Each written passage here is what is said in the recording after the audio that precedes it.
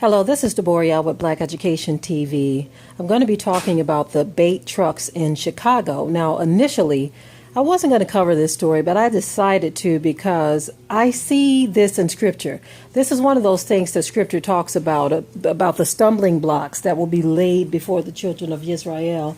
And that is exactly what I see happening with those bait trucks. I believe that in doing this, they're trying to paint a picture that they want to set up a sting operation. And really what it is a stumbling block that has been laid, a trap, a ditch that has been dug, right?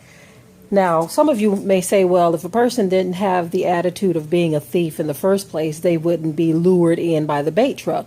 But still, it is a stumbling block that has been cast before people who are in survival mode already. These are people that are impoverished, already struggling and going through some type of situation or issue in their life, right? Not to justify anyone stealing anything, but when you know that a person is impoverished and you put before them a plate of food, just say you have a person who is in the middle of a desert. They haven't had food and water for days. And you put a truck full of drinking water in the middle of the desert and say privately owned or something like that. You are basically laying a trap for that person that's in the desert that's dying of thirst and starvation. If you put that water there and you say, no, this is not yours, I'm putting it here, I know you need it, or should I say, I know this could benefit you somehow, I'm going to put this here, but you're not allowed to get any of it. That is what's going on. And I'm not saying that everyone in Chicago is in survival mode, but most of those people are. And when you put something in a poor neighborhood where people are already financially struggling, they're living way below the poverty line, and you put before them this type of temptation, that is called a trap and a snare. You call it a sting operation. I call it a trap and a snare. And this is what the scripture prophesied that would happen to us in this land. In this land, there have been many traps and snares laid for our people. Many.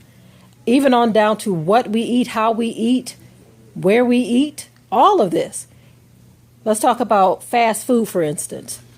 When you're living in a situation to where, just say you're a mom, you have 2 children, you work 2 jobs, you're in a situation where it's not easy for you to come home and prepare a meal from scratch. Okay? It might be easier for you to get something from a box or a can or something like that, but from scratch, no way. Because you're working 2 jobs to make ends meet, right? So you come home, the chances of you making bread from scratch are slim to none.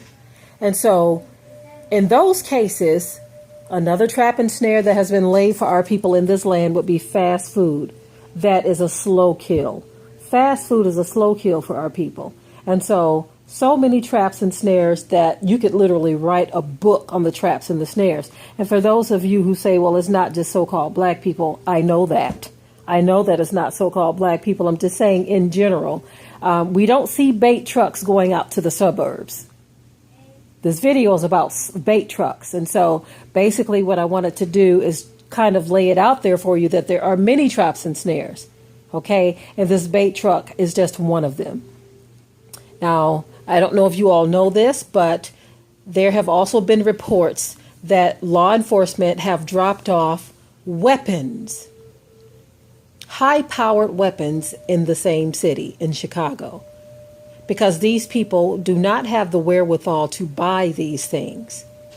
But how do they end up with them? There have been reports that bait trucks or bait drop-offs of weapons have been spotted as well in Chicago. And so when you look at the elements that are presented, and you look at the fact that they're saying that there were all these murders, there are other scenarios being presented as well. Some are saying, in which you had a state representative saying this as well. I think her name is Cynthia McKinney. Don't quote me on that, but there are others saying that they believe that those who are supposed to protect and serve are part of those unsolved murders, if you catch my drift. So if that is the case, just know that even if people can't see and can't prove everything, that the eyes in the sky are watching, and that no sin goes unpunished. And karma, as you call it, will catch up at some point. See, people forget about the afterlife. They forget about the debts of sin that they are racking up while they have blood running warm in their veins. But when you close your eyes for the last time, where will you spend eternity? Will you be put over there with the dirty, rotten scoundrels that they call goats? Or will you be put over there with the righteous that they call the sheep? A lot of people are, I'm not going to even say on the fence. I'm going to say a lot of people believe themselves to even be on the fence. They're just all the way on the other side, goats, just waiting to be slaughtered on the day of judgment, dropped into the pit.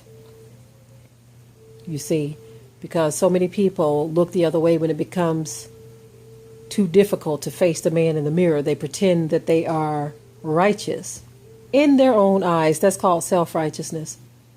You see, you have the people that rule everyone, that are ruling the world right now.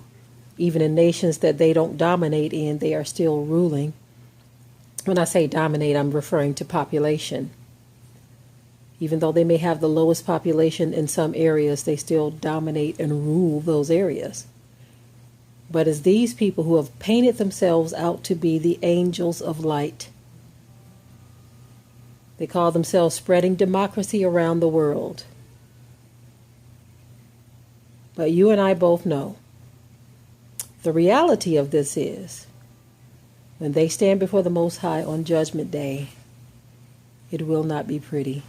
So that's my take on the bait trucks. I believe that they are traps and snares, just like the Bible said. And with that, I will say shalom.